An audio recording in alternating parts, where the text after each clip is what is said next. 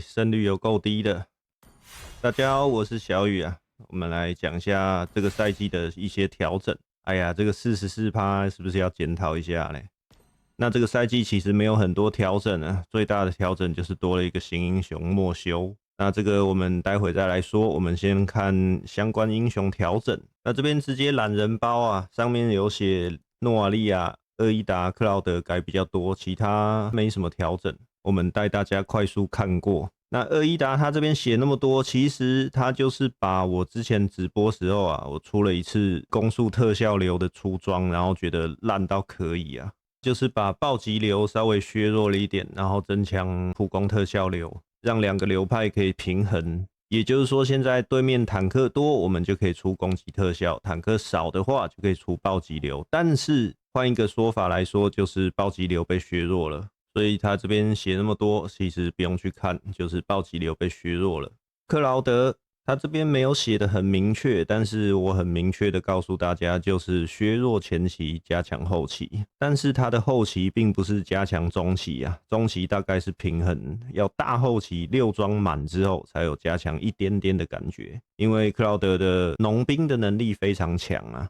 而且上个赛季大家应该会有感觉到，明显克劳德多出了一些。克劳德这个英雄也是很奇怪啊，稍微加强一点点就会变成超标，然后削弱一点点就会变得太弱，所以他这边稍微微调了一点点，我觉得应该还不错。再来沙夏的对线能力过强了，削弱了一技能的基础伤害，但是他的削弱，他并没有削弱他的大招范围，所以还好，只削弱了他的回血能力。可是你们要想哦，一般的射手都没有回血能力的哦，所以他这个削弱是合理的，也就是削弱前期，但是后期并没有任何影响，因为他大招开了嘛，也没有人在看什么吸血啊，他就是开了，在范围里面可以秒人，合理的削弱。那我没有讲的就是不是特别重要啊，大家不用特别去在意啊。虽然他一技能有没有削弱了好像50伤害，不过其实这对沙夏来说并没有影响到什么。再来伊赫这边，他的箭头是往下，看似是削弱啊，但事实上是加强了一点点。我们来看它的基础属性被砍了非常多，因为法术的装备有增强，所以其实还好。可是其实这些法师被调整里面啊，它有一些是属性被调低，但是有一些属性却被调高啊。那这个伊赫它是算被调低的比较多，不过它的护盾加强了，它的护盾变大格了一点点，所以其实它箭头往下说是削弱，但是我认为是加强啊。为什么？我们看二技能，它的 CD 时间减少了，那虽然它的缓速都被降低了，还有它的大招也被缓速也被降低了，不过伊赫大部分都是靠它的那个框框的边缘去定住敌人，然后在他的身上一直抽筋啊，手一直动，一直动，一直抽筋啊，所以他这个其实我觉得不算削弱的一种，而且伊赫主要的风筝能力来自于他的一技能，这个有玩伊赫的一定知道啊，他一技能砸到人会加速嘛，然后护盾又增加，所以我认为伊赫应该是一个加强，而不是削弱，是一个平衡啊。然后大招有改良视角，所以现在在大招的时候，在敌人去踩到框框的时候，我们可以很顺利的去点到它，那这个一定是大加强啊。缓速可以靠冰杖去弥补啊，因为伊赫都会出冰杖嘛，那冰杖等一下后面会讲到，这边先不讲，我们先来看逐星，属性上没有特别调整，降低了一点点，但是它的护甲有加成，然后二技能的持续伤害被降低了一点点，但是丢人变痛了，所以简单来说就是削弱前期，加强后期，这是一个平衡，没有错。再来法杀，有没有看到法杀的生命值反而基础生命被调高了，而且成长生命也被调高了？这个是因为他的二技能 CD 时间前期被砍了，还有大招的伤害前期也被砍了一点点，所以简单来说也是削弱前期，加强后期，但是这个后期加强并不是很明显，所以也可以看成是削弱前期，后期不变。那法杀的话，我在之前的教学视频里面有讲到啊，他是永远不会退流星的法师，就是因为他的被动可以变成鸟飞，非常快，所以还是一个非常有战术价值的法师。再来诺瓦利亚降低了一点生命成长，但是增加护甲，不过这个看起来是没有任何影响啊。那一技能的话，变成是只要英雄在我们的一技能范围里面，它就会持续被缓速，然后稍微削弱了一点伤害。不过二技能的大炮啊，被大大的增强了，也就是说增加了我们可以一发入魂的可能性。基础伤害增加，魔法系数也增加了20%。虽然后面砍了那个6%，砍了2%，但是那个其实并不会有太大的体感。那我没说就是不重要。再来尤朵拉，其实尤朵拉增强蛮多的。那属性的话，虽然说护甲被砍了一点点，但是有加了一点生命，所以其实这个就是平衡而已，没什么差别。然后一技能这个其实差蛮多的哦，本来7到5秒是要等级点上去，可能要到7级、9级，甚至是11级，我们才有办法接上我们的一技能，可以连续电敌人。但是现在变成一技能全等级5秒，也就是说我们在前期可能4级或是5级，我们只要 CD 鞋一出，附魔法器的小剑一出完，我们就可以连续用一技能拼命去电敌人，这个算是非常大的增强。终于是还给尤朵拉一个公道啊！再来古尔德，属性也是稍微被调整了一些，不过护甲加的有点多啊，护甲加了4点基础护甲，而且还增加了移动速度10点，可能考虑到古尔德是一个站桩法师吧，让他比较不容易被刺客秒杀。被动增加了英雄等级的系数，但是魔法攻击的系数被砍了。一技能的魔法攻击系数也被砍了，二技能也被砍了，也就是说现在的古尔德并不一定那么吃装备了。所以说你看他附魔法器增加了魔攻有屁用呢？大部分的法师需要去出附魔法器就是要快放技能嘛，而且通常吃魔攻的系数不会太高才需要去出附魔法器啊，古尔德就是其中之一员啊。不过这边它的被动有加英雄等级的系数，所以体感上并不会比以前差。一技能也减少了一些 CD 时间，二技能也是降低伤害，因为配合被动增加伤害嘛。所以其实古尔德不会有太大的体感，但是出装方面可能会更灵活一些，因为他吃魔攻的系数真的吃太少了。所以简单来说就是削弱了出神圣晶石的古尔德，但是没有出神圣晶石的古尔德并不会影响太多。那主要是他的一技能晕有缩短 CD 时间啊，这是一个很大的加强。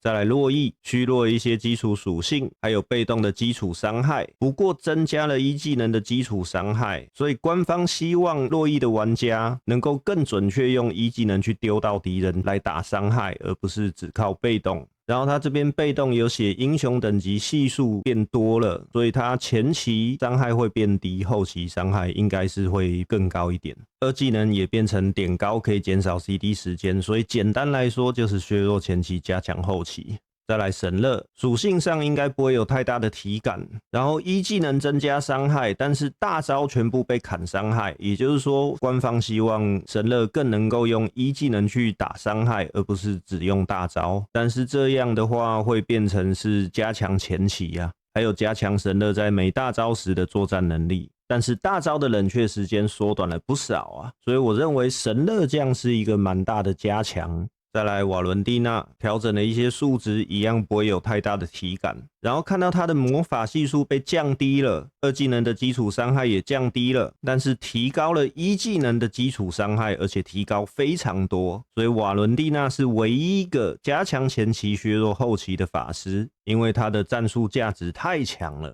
再来娜娜加强了生命跟护甲在升级时提升的属性，让娜娜的生存能力更吓人啊。然后增加了一技能的冷却时间，削弱乱丢一技能飞镖的玩家，然后缩短了二技能灵猫的时间，而且缩短非常多啊，而且还增加伤害。不过降低魔法防御从30到40%变成全等级30%，也就是说降低了中后期娜娜可以秒杀坦克的能力。不过二技能的冷却时间缩短，增加了蛮多的战术价值，所以娜娜我觉得这个调整还算还不错。再来小法师吉克洛普斯，缩短了一技能冷却时间1秒，这样在前中期的连技的时候体感会好很多啊。然后二技能衰减系数有被稍微调整，然后魔法加成被调高了一点点。简单来说就是削弱前期，加强后期。不过一技能的冷却缩短，所以增加了我们小法师往后期的时间提早了不少。所以简单来说就是加强。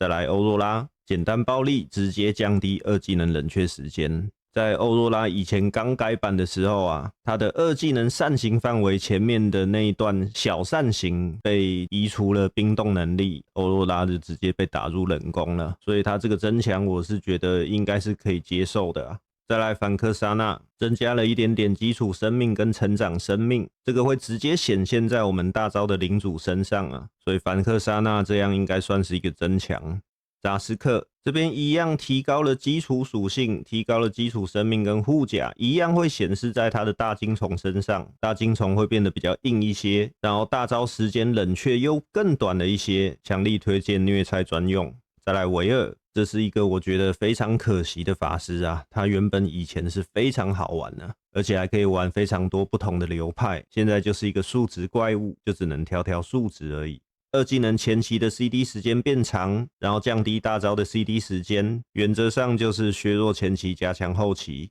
法拉米斯属性是完全加强啊，然后1、2技能只是改了一些法力消耗而已，所以法拉米斯我觉得算是加强不少，在前期消耗敌人的体感上，我觉得应该会有差别。然后大招的时间也是削弱前期加强后期，所以整体的法拉米斯就是增强前期自己的作战能力，但是削弱前期的团战价值，不过后期是整体加强啊。再来泽维尔，降低自己的基础属性，让自己更容易被刺客秒杀，换来的是2技能点高之后可以缩短 CD 时间，一样也是削弱前期加强后期。再来法列尔，属性上一样被稍微微调了一些啊，但是1技能现在点高之后可以缩短 CD 时间，所以法列尔是前期完全没有被削弱，直接提升后期的作战能力。这个在我之前直播中有提到过啊，法列尔是他妈的有够烂啊，只是很烦人而已。所以这边官方提升了法列尔后期的战术能力价值，我觉得是相当不错的。再来嫦娥，嫦娥的移动速度太快了，所以直接砍10点，我觉得非常棒。因为我自己不太玩嫦娥嘛，然后在机体属性上面获得了补偿。不过因为最重要的跑速被砍了，所以为了看起来没有那么难看，1、2技能跟大招全部都降低法力消耗，但是这个并不会有太大的影响。总而言之，就是被削弱了。再来奥黛塔。这边对于会玩的奥黛塔来说啊，是一个很大的加强啊。我们只看它是减少了一些法力消耗，但是它的基础属性几乎全部都成长了，只有成长护甲少了 0.1， 这个根本看不出来啊。然后它的大招被降低了护盾跟伤害，但是我们奥黛塔打伤害并不是看大招啊，而是看我们有没有在事先丢1技能来叠被动，所以降低法力消耗对于奥黛塔来说是非常大的加强。再来赛琳娜，非常可怜，被提升了法力消耗，这个绝对是削弱啊，因为赛琳娜并不会去出附魔法器，所以这个就是提升出附魔法器作为工具人的赛琳娜，削弱出纯输出装的赛琳娜。再来莉莉亚，降低了一点点属性，然后在法力消耗上获得了一些补偿，这个在莉莉亚前期的时候常常会不小心就磨干了，所以原则上会有一点小小的加强的体感，因为莉莉亚是属于把附魔法器出了之后还很容易把法力花光的法师。再来星梦，砍了100多点的基础生命，然后补到成长生命去，就是让1级的星梦不要太无赖，然后增加了护甲成长跟基础护甲，简单来说就是削弱前期加强后期。再来吉米，一样也是砍了基础生命，不过成长生命却加了一大堆啊。那护甲被砍很多，这倒无所谓啊，因为吉米的风筝能力还算挺强的，这个也算是削弱前期加强后期，并且提升了一些让敌方刺客击杀的机会，因为降低了护甲嘛。再来卡蒂塔，加强了一些基础生命，让卡蒂塔在1级的时候更无赖一些，主要就是配合着卡蒂塔的被动，不过减少了一点点的移动速度，这个对卡蒂塔影响应该蛮大的。再来塞西利奥，一样是调整了一些基础数值，而且移动速度也被砍5点，但是对于塞西利奥来说，他大招可以加移速，所以我觉得应该还好，塞西利奥在体感上应该不会差太多。武则天砍了基础生命，增加成长生命，护甲也是一样意思。因为武则天的被动太烦人了，所以官方决定削弱她的前期，加强她的后期。再来赫洛斯，前期直接不削弱，直接加强他的后期。因为赫洛斯前期其实算是蛮强势的一个角色啊，只是说他打到后期会一直拼命送头啊，而且没有办法退。那这样的话，我觉得赫洛斯可能在后期会有点超标啊，因为他挨打能力其实原本就不是算太差嘛。这个自身最大生命值护盾从8%到12%，我觉得这个应该会差蛮多的。赫洛斯最近应该会出场率变高。再来希尔达。增加了希尔达在有强化普攻时的效果，让我们可以看得到他什么时候有被动了。这个通常都是给敌人看的啊，所以这个效果对于希尔达来说算是一个削弱。鬼龙龙，官方也他妈知道伤害又高又异常耐打，所以削弱了每层被动的伤害1%。我觉得这个改动应该还算不错，不会一下子砍太多。再来弗雷亚。弗雷亚在进入战场的收割能力太恐怖了，所以他削弱了大招持续过程中的生命回复力。那这个看起来砍的有点多啊，从60到120变成40到80，不过并不影响弗雷亚进场收割的节奏，但是我觉得确实会影响到弗雷亚的生存能力啦，这样让我们能够更容易去应对，至少控一下，让他没有办法那么好吸血。剑锋。一技能的穿刺伤害对神龟和领主过低啊，所以大家看是不是我都没玩剑锋？他妈的，就是打野怪也有够慢啊！再来李舜臣。加长了大招的 CD 时间，然后他这边上面写了一大堆乱七八糟的什么什么强化普攻异常啊，这个就是我在李舜臣教学里面讲的，我明明按下去了，他没有打怪，然后往旁边去射去了，他说持续会观察改动啊，那就是还没有改掉就对了。不过他现在写说被动的强化普攻会受到攻速影响，就是稍微加强了一点点近战的时候李舜臣的作战能力，砍了一些李舜臣跑图的能力，还有追击的能力。再来战场相关调整，大家前面有看到很多法师的基础数值被削弱了，就是因为装备有调整了一些，加强了左耳之杖一点点的魔法攻击，但是降低了一点生命。这个是加强吗？我觉得是削弱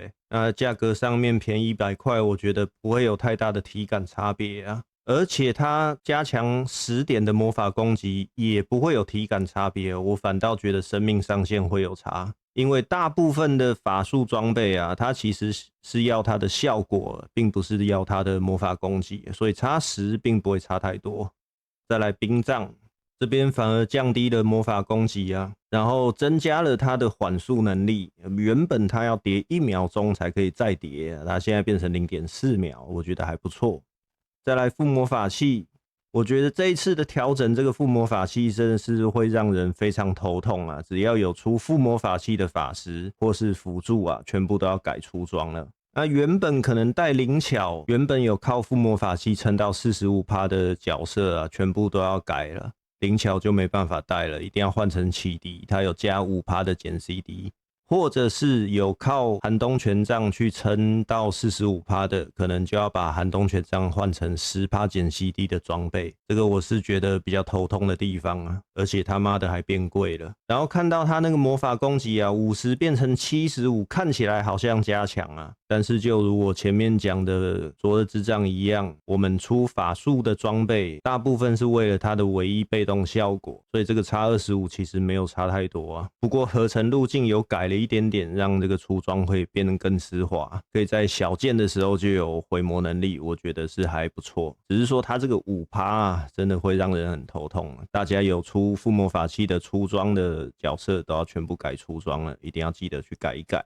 再来神圣晶石，这个最贵的装备啊，本来就要给多一点魔攻啊。尤其是神圣晶石并没有什么特殊效果，它只有加魔攻，然后这边被砍了，我觉得蛮可怜的。所以说像一些魔攻系数比较低的法师，例如说古尔德，我觉得就不要再出了吧。天堂之雨小幅提升魔法攻击，一样也是鼓励大家不要去出神圣晶石啊。巨能之力一样意思，星宿连刃一样意思。统御圣盾触发范围被缩短了，变成是大概人马在灼烧的这个范围啊 3.5 码，其实非常短的。然后它的触发条件把攻击者才有降低治疗效果改回只要在周围就可以降低敌方治疗效果啊，这个我还是比较满意的，不然大部分聪明的玩家是不会去打坦克的嘛。出统御圣盾就变得没什么用了。神域降低了一点点神域的加强效果，但我觉得并不会有太大体感差别，因为它的体感本来就不是特别明显。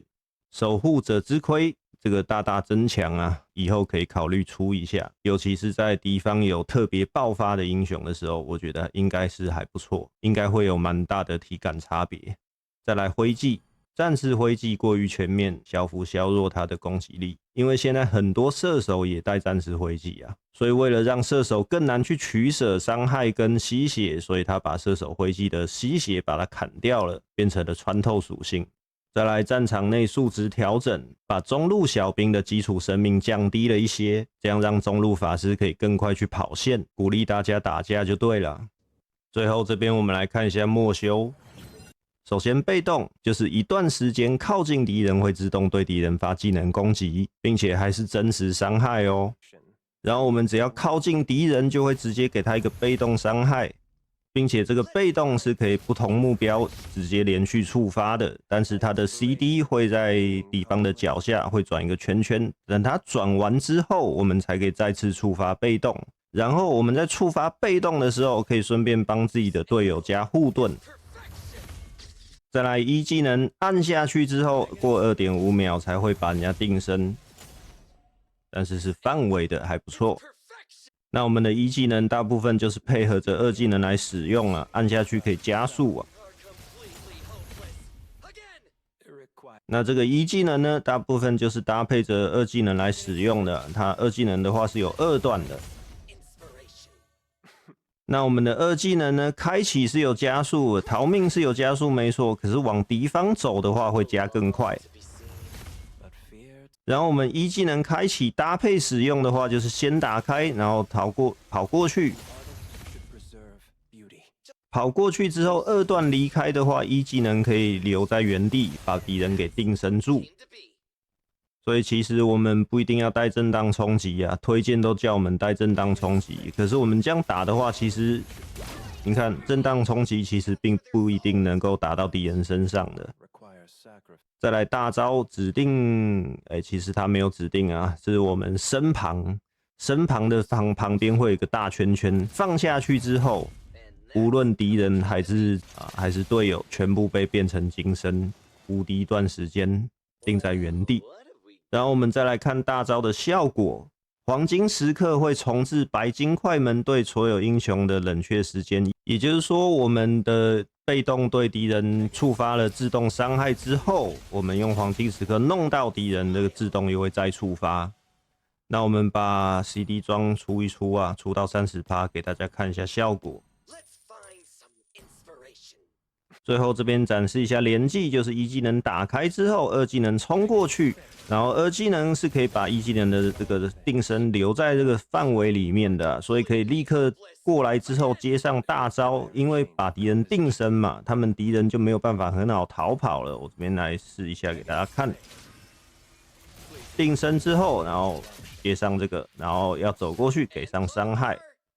但是我们的一技能就没有办法再连续的把敌人定身了，因为他的 CD 会接不上。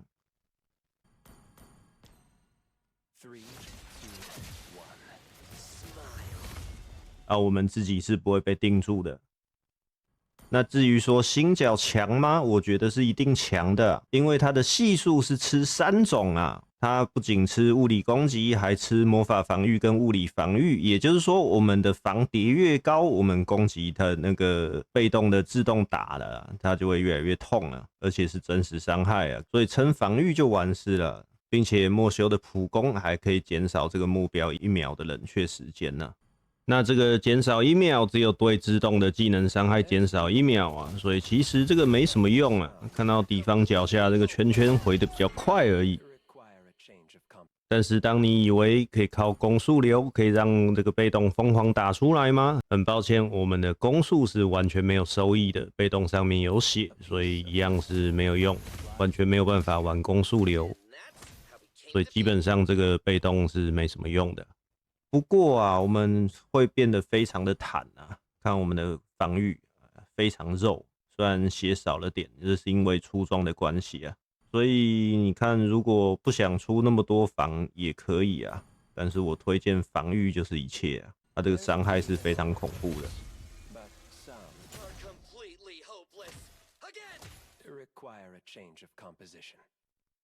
看一下我们的被动，直接把它给弹死。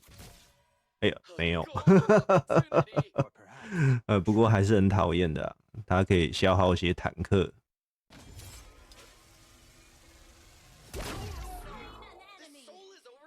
好啦，今天的改版内容就到这边啦。我是小雨，有特别的时候才会再出解说啦。那我们就直播间再见啦。